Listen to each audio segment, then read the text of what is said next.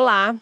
Então, hoje a gente vai mergulhar numa perspectiva bem diferente sobre São Paulo.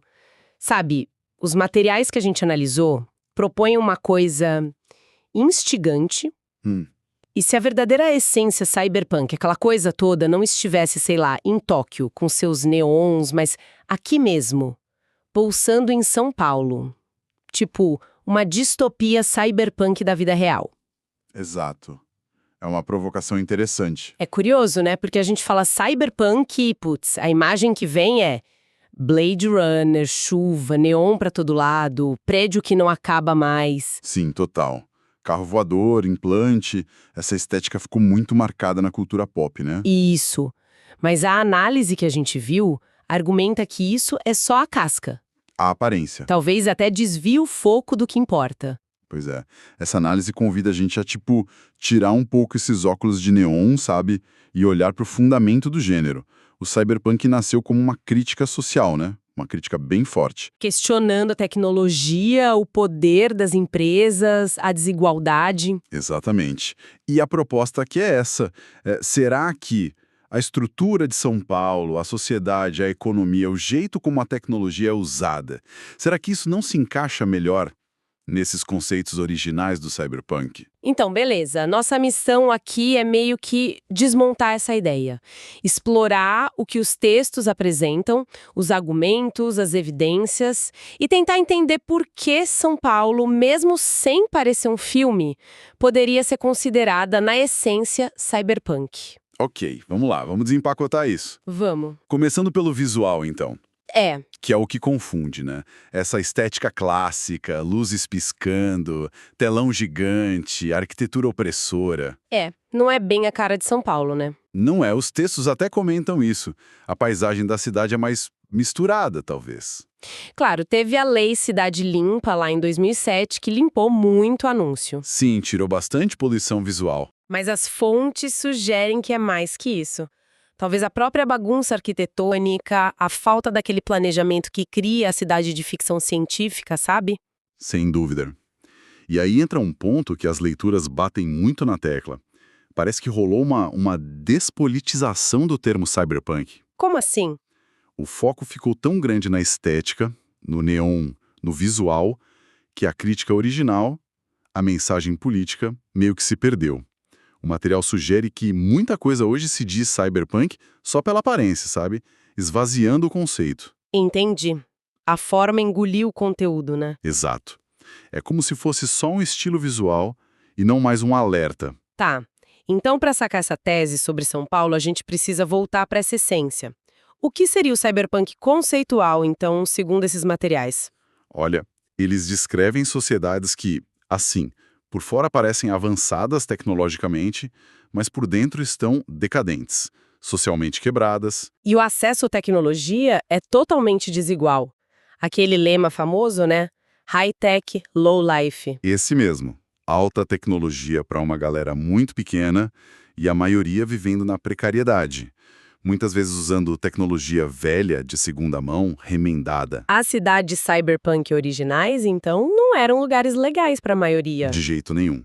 Nos livros, nos RPGs antigos, eram lugares fraturados, sujos, desiguais. Tem aquela frase famosa que atribuem ao William Gibson, que os textos citam. Qual? Algo como, o futuro já chegou, só não está bem distribuído. É uma paráfrase, mas a ideia é essa. Nossa, forte. E a análise argumenta que essa frase é tipo um diagnóstico perfeito para a realidade de São Paulo que eles descrevem. E como isso aparece na prática em São Paulo?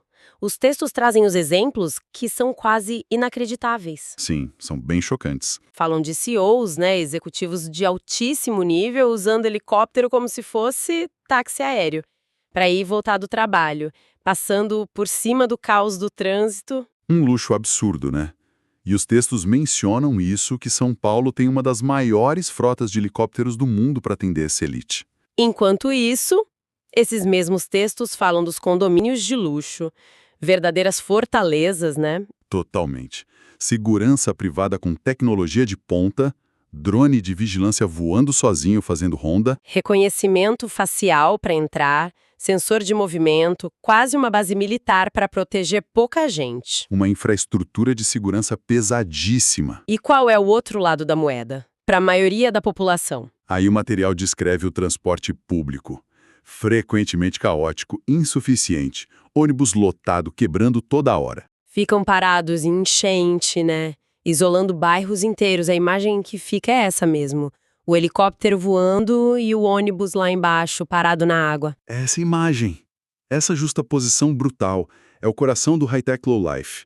Não é só ter a tecnologia, é ter ela convivendo com a miséria e servindo para separar ainda mais as pessoas. Faz sentido. E um ponto crucial que os textos levantam, isso não tem nada de bonito, nada de desejável. A estética neon pode até ser legal num filme, mas a realidade social que o cyberpunk critica é muito feia. A análise até sugere que, se alguém quer viver numa distopia cyberpunk, talvez só tenha comprado a embalagem, sabe? Perdeu a mensagem. Totalmente. Essa distinção entre a estética e a crítica social é chave. E tem um contexto histórico que os materiais trazem que é, nossa, muito interessante. Qual? Muitas das histórias cyberpunk originais são lá dos anos 70, 80, né? E naquela época, os Estados Unidos estavam com um medo danado de serem engolidos economicamente pelo Japão. Ah, sim. O milagre japonês. A ascensão das empresas de lá. Exato. E as fontes dizem que, nessas histórias de ficção científica americanas, os Estados Unidos apareciam como um país meio decadente, sabe? Dependente das megacorporações japonesas. Entendo.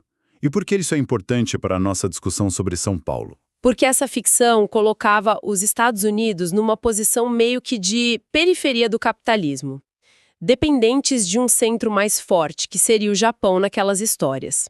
E os textos argumentam que isso se parece com a posição real do Brasil hoje. Exato. Que essa dinâmica, de alguma forma, espelha a situação do Brasil, de São Paulo, no cenário global.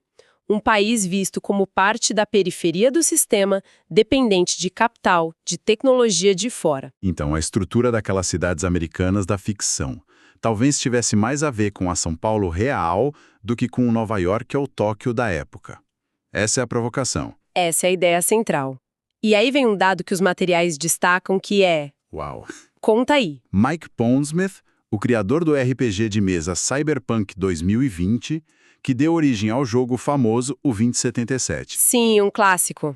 Ele teria dito lá nos anos 80 mesmo que São Paulo foi uma das inspirações para Night City, a cidade fictícia dele. O quê? Sério? São Paulo? É o que os textos indicam. Não entram em super detalhes, mas a menção tá lá. Caramba, isso muda muita coisa. Pois é, o próprio criador de um universo cyberpunk super conhecido citando São Paulo como inspiração. E isso levanta uma questão importante, né? Que a análise explora. Será que a imagem visual de filmes tipo Blade Runner, que é muito forte, muito influenciada por cidades asiáticas, aquela coisa neo-noir, né? Isso. E será que essa imagem não acabou, ofuscando essa outra inspiração? Talvez o Pondsmith tenha visto na estrutura social de São Paulo, na desigualdade, na fragmentação daquela época, a verdadeira alma cyberpunk que ele queria mostrar. Mais do que só luzinha piscando. Faz muito sentido pensar por aí. Essa conexão com o criador da RPG é forte mesmo. E a análise continua, olhando para a cidade em si. A estrutura urbana, né?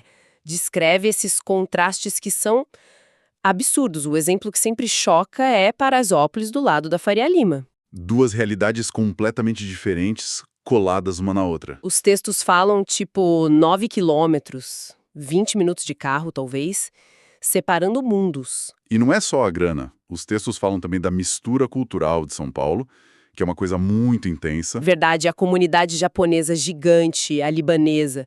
Dizem que tem mais libanesa aqui que no Líbano, né? É o que se fala, e fora os chineses, coreanos, italianos, africanos, nordestinos, uma mistura enorme. Cada um com sua cultura, sua comida, seus lugares. E como essa mistura entra na tese cyberpunk? O ponto que eles levantam é que essa mistura toda, esse hibridismo cultural, acontecendo num cenário de desigualdade extrema, de fragmentação, é outra cara do cyberpunk. Ah, entendi. O gênero explora muito isso, né? Culturas diferentes convivendo num ambiente urbano tenso. Exato. E a fragmentação não é só de bairro rico e pobre, é social mesmo. Os materiais descrevem como quem mora, sei lá, na Vila Olímpia e quem mora na Brasilândia vive em bolhas. Quase não se cruzam, né? Exato. Frequentam lugares diferentes, consomem coisas diferentes, vivem a cidade de um jeito totalmente distinto. Viram quase estrangeiros um para o outro, dentro da mesma cidade. Uma coisa bem pós-moderna, como alguns teóricos chamam. E essa fragmentação toda, essa falta de um Estado que chegue igual para todo mundo, isso abre espaço para outros poderes, né? A análise fala de microestados paralelos. Sim, é um argumento forte. De um lado, o crime organizado às milícias em algumas áreas, criando as próprias regras, cobrando taxa, meio que ocupando o vácuo do Estado. E do outro lado? Do outro lado, aqueles condomínios de luxo que a gente falou, que funcionam quase como enclaves, com segurança própria, armada, agindo como polícia local, controlando quem entra e sai. São Paulo vira um mosaico de territórios, cada um com sua lógica. E claro, as corporações. Não dá para falar de cyberpunk sem falar delas. Como elas entram nesse cenário paulistano? Elas são centrais na análise. Bem na linha do gênero mesmo. Os textos usam o exemplo da energia elétrica, da Enel. A empresa que distribui energia, né? E isso, uma empresa privada, estrangeira, italiana, com o monopólio de um serviço essencial para milhões de pessoas em São Paulo. A análise liga isso direto com aqueles apagões gigantes que tiveram em 2023, 2024. Nossa, que deixaram bairros inteiros sem luz por dias. Exato. E com a sensação que os materiais relatam de que é difícil cobrar a empresa, porque não tem concorrente, ela domina o serviço. É o poder corporativo quase absoluto sobre algo vital. Falando nesse poder e nas consequências, tem um caso que os materiais detalham que é... Nossa, de cair o queixo. É quase inacreditável. Aquele dos ataques aos ônibus. Sim. Aquilo foi tenso. Gerou muito medo na cidade. Os textos falam de centenas de ônibus apedrejados em pouco tempo, passageiro ferido, motorista com medo, gente usando mochila para se proteger na janela. Um clima horrível no dia a dia. Muito ruim mesmo. E o ponto chocante é a investigação que eles mencionam. Pegaram um morador de rua jogando pedra, né? E ele teria dito que alguém pagou R$7 para ele atacar um ônibus específico. R$7. R$7. E a suspeita principal da polícia, segundo as fontes, era uma guerra suja entre empresas de ônibus. Uma pagando gente na rua, explorando a miséria total, para vandalizar o ônibus da outra. Talvez para forçar contrato, mudar rota, sei lá. É brutal. É um retrato muito cru da coisa. Se a gente junta isso tudo, a lógica cyberpunk tá ali, escancarada. Corporação agindo nas sombras, né? Exato. Manipulando a realidade, usando a miséria humana como arma de concorrência, arriscando a vida das pessoas por lucro ou poder. A análise argumenta que essa dinâmica, a empresa acima da ética, às vezes da lei, e o submundo sendo usado ou crescendo nessas brechas, isso define muito mais o cyberpunk do que ter neon na fachada. Então, pra gente amarrar a ideia central que essa análise toda trouxe, se a gente tira a roupa de neon do cyberpunk e olha pro esqueleto, pros conceitos... Desigualdade brutal, né? O high-tech, low-life. Tecnologia que separa em vez de unir, fragmentação social, espacial, o poder das empresas mandando na vida real, o poder público frágil. Exato. São Paulo, segundo esses materiais, não só se encaixa nisso, mas talvez seja um exemplo muito forte dessa distopia no mundo real. É isso. Essa é a conclusão que eles apresentam. E é bom reforçar de novo aquele ponto, não tem nada de romântico nisso. O cyberpunk original é um alerta. É o futuro que a gente não deveria querer. Não é um elogio para a cidade, então. De forma alguma. Os textos deixam isso claro. Apontar São Paulo como cyberpunk é constatar a gravidade dos problemas sociais e como a tecnologia nesse cenário muitas vezes piora a divisão. A conclusão dos materiais é que a cidade reflete essa distopia de um jeito preocupante. Então, o que fica pra gente pensar depois disso tudo? Acho que a provocação final que essa nossa conversa levanta é: se a gente aceita essa ideia de olhar diferente, sabe? De ir além do brilho e analisar o poder, a desigualdade, como a tecnologia realmente afeta as pessoas, que outras partes do nosso mundo, outras cidades, talvez, ou até coisas do nosso dia a dia na vida digital, urbana, Onde mais a gente poderia ver essa lente cyberpunk funcionando? Onde mais o futuro já chegou, mas só para alguns? Fica aí a reflexão.